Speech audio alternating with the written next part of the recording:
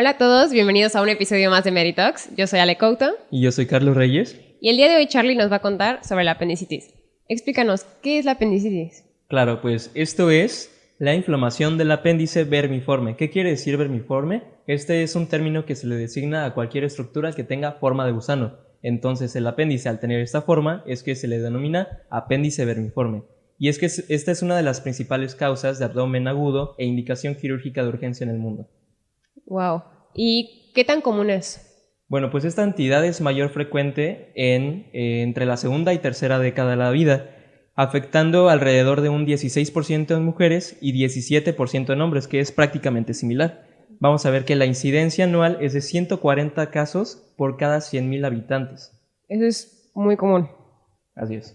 ¿Y qué es lo que sucede? ¿Por qué pasa esto?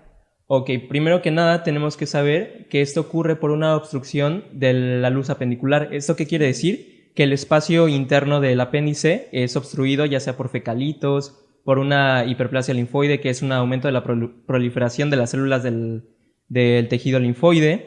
También puede ser obstruido por algún tumor, ya sea un tumor primario, metastásico o incluso por parásitos. Wow.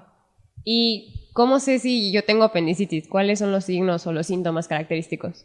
Claro, pues los síntomas principales es, bueno, el principal es el dolor, que por lo general este es un dolor que inicia a nivel periumbilical o epigástrico y que tiene migración hacia la fosa ilíaca derecha. Esto es lo principal. ¿Qué? También puede haber disminución del apetito, puede haber náuseas y vómito, que por lo general inicia después del dolor, e incluso puede llegar a haber fiebre, que se presenta alrededor de 6 horas posterior al cuadro. Incluso también puede llegar a haber constipación o diarrea. Y pues debido a la irritación que produce toda la inflamación del apéndice, es que pueden llegar a haber incluso síntomas como urgencia miccional, que es la urgencia de tener que ir a orinar de manera repentina. Puede haber también disuria, que es dificultad para orinar, e incluso algunos síntomas rectales que puede presentarse como tenesmo, que es la sensación de querer ir a hacer el baño pero sin poder lograrlo, y diarrea. Es importante que recordemos que todo este proceso se da por una proliferación bacteriana, que por lo general es producido por E. coli y por Bacteroides fragilis, que estos pues inflaman la pared del apéndice y es lo que genera toda la isquemia, necrosis, con la posibilidad de incluso de perforación, formación de abscesos locales o incluso una peritonitis, que es la infección de la cavidad peritoneal. Ok, entonces ya vimos que son muchos los síntomas, pero son característicos, son fáciles de ubicar, ¿no? Sí. ¿Y tiene alguna clasificación o cómo se divide? Claro, esto es muy interesante. Hay una clasificación que es muy utilizada por los cirujanos, que esta es una clasificación, digamos, macroscópica que se basa en los hallazgos quirúrgicos. Por lo general son 4 fases. Okay. La primera fase es una fase eritematosa, la segunda fase es una fase supurativa, la tercera fase es la fase de necrosis y la cuarta ya es de perforación. Si bien es, como ya había mencionado, esta es una clasificación muy utilizada, pero no nos habla de la severidad o de la gravedad que ocasiona a nivel sistémico o a nivel de la cavidad peritoneal. Ok. ¿Y cómo lo diagnosticamos? ¿Cómo sabemos si el paciente tiene apendicitis o no? Claro, pues esto lo vamos a dividir de la siguiente manera. En síntomas y signos, también en laboratorio y estudios de gabinete. Dentro de los signos y síntomas, pues como ya he mencionado, puede haber fiebre, puede haber taquicardia e incluso taquipnea. También pues el dolor característico que es en fosa ilíaca derecha, sí. Que cómo lo vamos a explorar, pues hay diferentes maniobras, como el dolor en punto de McBurney. El punto de McBurney se encuentra localizado en el borde anterosuperior de la cresta ilíaca derecha hacia el ombligo, trazamos una línea imaginaria y donde está el tercio externo, ahí cuando estamos realizando presión hay dolor y eso quiere decir que es positivo. También hay otros como es el signo de Blumberg, que es cuando realizamos una descompresión de manera brusca en la fosa ilíaca derecha y hay dolor. El de Rovsing es cuando estamos manipulando la fosa ilíaca izquierda y el dolor aparece en fosa ilíaca derecha, entre otros signos característicos.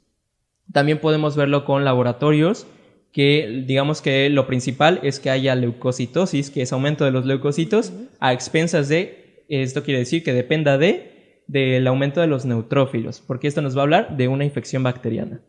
Y también vamos a ver los estudios de gabinete que te había comentado, como puede ser la tomografía, que pues esta es muy útil para hacer un diagnóstico preciso y para poder diferenciar entre una apendicitis aguda perforada de una no perforada. Y también vamos a tener el ultrasonido, que si bien la desventaja que tiene es que es operador dependiente. ¿Esto qué quiere decir? Que va a depender mucho de la habilidad del médico que esté realizando el estudio, pero también tiene la ventaja de que es, digamos, accesible en cuestión de que es económica y por lo tanto también se puede considerar como idónea para poder hacer el diagnóstico. Y de manera poco frecuente está la radiografía, ya que nos aporta, digamos, signos no tan precisos, no tan característicos para poder hacer el diagnóstico, por lo tanto no es tan útil, digamos. Y es importante que tomemos en cuenta la escala de Alvarado, que pues va a tomar en cuenta síntomas, va a tomar en cuenta laboratorios, va a tomar en cuenta también signos. Dentro de los síntomas vamos a ver que haya migración del dolor, que haya anorexia, que haya náuseas y vómito. Esto a cada uno se le da un puntaje, cada uno con un punto de los que acabo de mencionar. Dentro de los signos, que haya dolor en fosa ilíaca derecha, que haya fiebre y que haya rebote positivo. El hecho de que haya dolor en cuadrante inferior derecho, esto nos da 2 puntos. El resto 1 punto, y ya por último de los laboratorios es leucocitosis 2 puntos y neutrofilia, que es decir, neutrófilos elevados, 1 punto. ¿Cómo vamos a interpretar esto? Bueno, menor de 4 puntos es muy baja probabilidad de que haya apendicitis. De 5 a 6 puntos, bueno, ya hay un poquito de datos más concretos en torno a esta patología, pero no nos es suficiente para poder hacer el diagnóstico.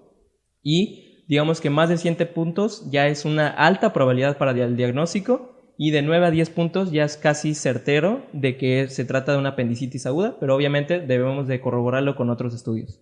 Ok, ya vimos que es muchísima información, pero que esto tiene que ser súper rápido porque es una emergencia. Exactamente. Ok, y ya, cumplimos con todo esto, vimos que sí es. ¿Qué procede? ¿Qué hacemos?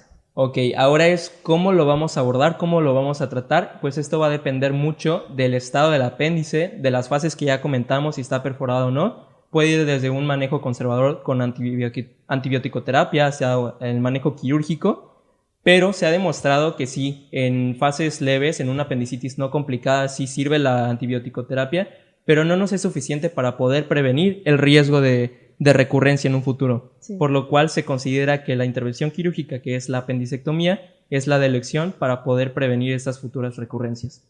Excelente. ¿Algún último mensaje que quieras dar? Claro, que no subestimen cualquier dolor abdominal, hay que estar atentos de en dónde se presenta, cuándo se presenta y los síntomas asociados para poder evitar futuras complicaciones. Así es. Y pues eso sería todo por el episodio de hoy. Muchas gracias y recuerden que este podcast es de la Escuela Internacional de Medicina de la Universidad de Anáhuac, Cancún. Muchas gracias.